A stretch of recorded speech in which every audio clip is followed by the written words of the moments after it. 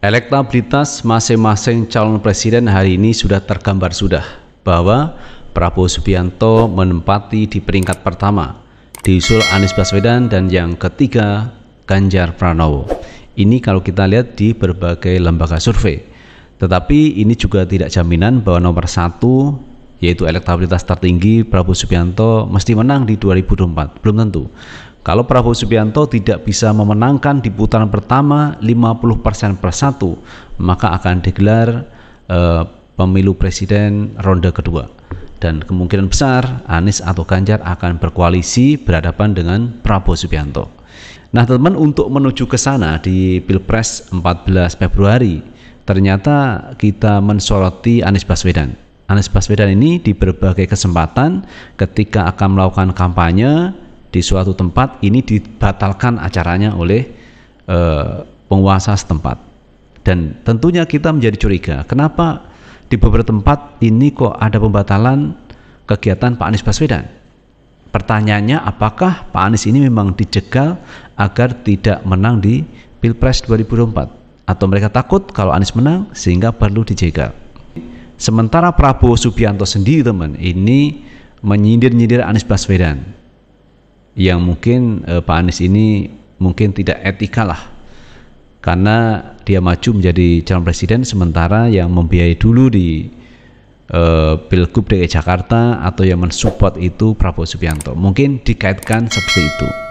Kalau itu yang terjadi, maka ini ada pandangan dari pendukung Pak Anies Baswedan. Kita tonton video yang satu ini. Sorry gitu loh. Kalau memang fighter, kalau memang macan, bertarungnya di panggung. Tidak ada jasa apapun. Kalau hal yang sudah lunas, jangan diungkit-ungkit lagi ini macam apa gitu. Dulu kau aku kasih ini, dulu kau aku kasih ini. Lah aku kan kasih tambahan kursi juga buat partaimu. Gitu. Siapa lagi? Emang bisa mencalonkan sendiri Anies Baswedan? Kursinya cuma 15. PKS masih sama kita, Mas Bro. Sorry gitu loh. Ya kan? Kata-kata siapa tuh yang dipakai tuh? Jadi jangan cuman omon. Kalau memang fighter, kalau memang macan, bertarungnya di panggung. Jangan di luar panggung cerita begini-begini, playing victim.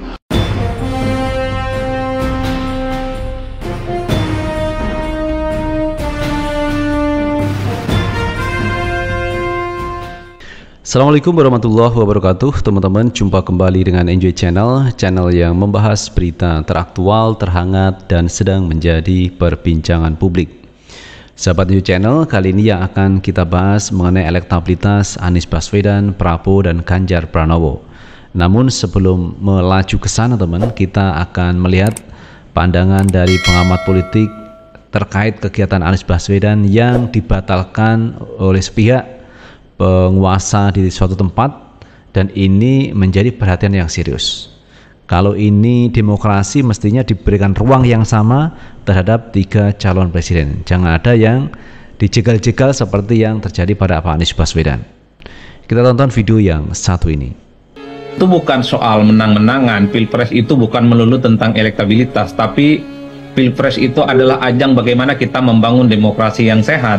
Kompetisi yang fair dan sehat itu jauh lebih penting di atas segala-galanya. Tapi kalau itu kemudian dibatalkan mendadak di malam hari, sementara acaranya itu besok pagi, tentu menimbulkan peraduan dan kecurigaan-kecurigaan yang tak biasa. Kalau memang acara desak itu dianggap mengganggu, tidak sesuai dengan prosedur, standar persyaratannya tidak dipenuhi, kan sejak awal mestinya ditolak. Itu menurut saya nggak ada hal-hal yang diributkan, karena apapun judulnya, desak Anies ini tentu menggunakan atribut yang tentu sesuai dengan kaidah-kaidah yang ada. Tapi kalau kemudian dibatalkan secara mendadak tanpa alasan yang jelas, cuman beberapa jam sebelum acara, tentu ada sesuatu yang tidak baik-baik saja.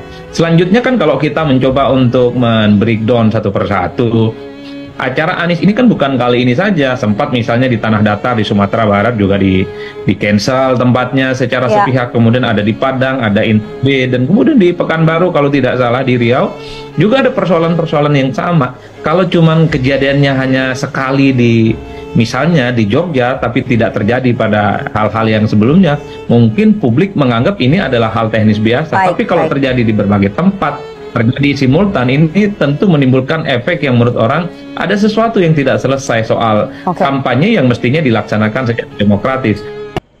Nah itu Sobat Enjoy Channel, pandangan dari seorang pengamat yang ini memberikan atensi kenapa terjadi pada Pak Anies Baswedan ketika kegiatan di suatu tempat ini di-cancel, dibatalkan secara sepihak dan waktunya cukup pendek dengan kegiatan yang akan dilakukan besok. Karena kalau kita misalkan mengadakan acara, tentu jauh-jauh hari sudah mengajukan kepada instansi terkait mengenai kegiatan yang akan dilakukan jauh-jauh hari. Nah setelah itu kan di ACC kemudian akan dilaksanakan oleh panitianya. Nah ketika besok mau dilakukan ini dibatalkan, hari ini dibatalkan. Tentu ini adalah sikap-sikap yang bertentangan dengan demokrasi. Karena demokrasi itu adalah hak menyatakan suara pendapatnya, itu dijamin oleh undang-undang. Dan Pak Anies ini bersuara menyatakan pendapatnya di suatu tempat tetapi dibatalkan. Inilah yang akhirnya menuai kritik dari publik, dari masyarakat. Nah kemudian kalau kita melihat terkait elektabilitas calon presiden, coba kita lihat berita yang satu ini. Kita lihat berita teman dari liputan6.com. 3 hasil survei capres terbaru usai debat capres yang digelar pada Minggu 21 Januari 2024. Pertama kita lihat hasil survei dari ISC. Peneliti senior ISC Indonesia Survey Center Khairul Pane merilis hasil risetnya untuk mengukur peluang keterpilihan capres-capres pada pemilu 2024. Hasilnya, elektabilitas tertinggi adalah Prabowo Subianto dan Gibran Rakabuming Raka. Dalam surveinya, Prabowo Gibran mendapatkan 52%, sementara Anies Caimin di urutan kedua 21,7%, dan sementara nomor urut 3 yaitu Ganjar dan Mahfud MD 18,1%, dengan undecided voters 8,2%. Kemudian kita lihat juga dari Lembaga Survei Indonesia LSI. Peneliti Indikator Politik Indonesia Bawono Kumoro mengatakan dukungan Erick Thohir dan Khofifah Indar Parawansa menguatkan tingkat keterpilihan elektabilitas pasangan calon presiden capres dan calon wakil presiden cawapres dengan nomor urut 2 Prabowo Subianto Gibran Rakabuming Raka. Bawono menjelaskan alasan Erick yang saat ini aktif sebagai Menteri BUMN dikenal sebagai salah satu menteri terbaik di Kabinet Indonesia pimpinan Jokowi. Kementerian BUMN dan Persatuan Sepak Bola seluruh Indonesia mengalami perkembangan sangat positif di tangan Erick Thohir. Oleh karena itu, dukungan Erick terhadap pencalonan Prabowo tentu saja akan berdampak positif bagi pemenangan Prabowo di gelaran pemilihan presiden 2024, kata Bawono melansir Antara. Dalam kesempatan yang sama, Bawono menyampaikan survei terbaru LSI di Jawa Timur menunjukkan elektabilitas Prabowo Gibran jauh dari dua pasangan lainnya dengan angka 46,7%. Ini menunjukkan elektabilitas Prabowo di Jawa Timur semakin kompetitif, sangat jauh berbeda dengan kondisi pemilu 2014 dan pemilu 2019.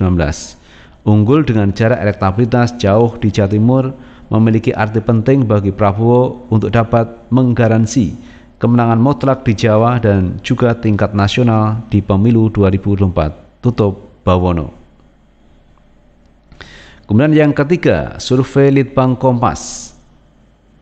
Survei Litbang Kompas mencatat penampilan calon Wakil Presiden nomor urut 3 Mahfud MD paling memuaskan dalam debat keempat Pilpres 2024 yang digelar Komisi Pemilihan Umum di JCC Senayan Jakarta Minggu 21 Januari 2024. Pengumpulan pendapat melalui telepon dilakukan Litbang Kompas pukul 19.30 hingga pukul 22.00 WIB Minggu 21 Januari 2024. Dalam survei tersebut, Mahfud MD unggul dari kedua rivalnya, calon Wakil Presiden nomor urut 1 Muhaimin Iskandar dan Capres nomor urut 2 Gibran Rakabuming Raka.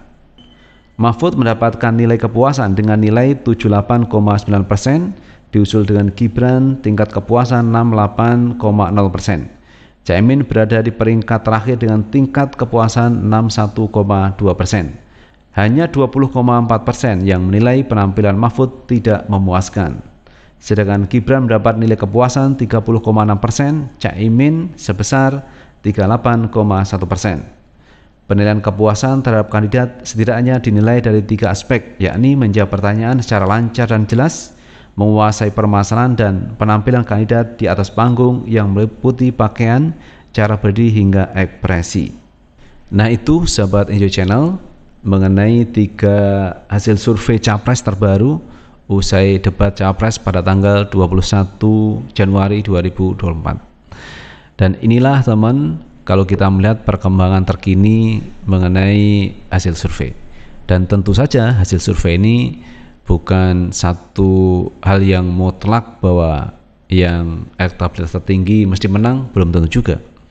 Karena kalau kita lihat di berbagai lembaga survei, Prabowo tidak bisa melampaui 50% plus 1. Itu artinya bahwa peluang Pilpres putaran kedua ini sangat mungkin terlaksana.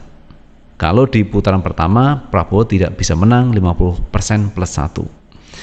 Dan kemungkinan teman, perkiraan saya nanti akan ada koalisi yang cukup besar antara Anies dan Ganjar Pranowo melawan Prabowo Subianto. Itu sahabat Enjoy Channel yang bisa kita bahas. Terima kasih sudah menonton. Jangan lupa tetap like, subscribe, share, dan komen di channel ini agar kita bisa membangun channel ini menjadi lebih baik lagi. Sukses selalu. Assalamualaikum warahmatullahi wabarakatuh.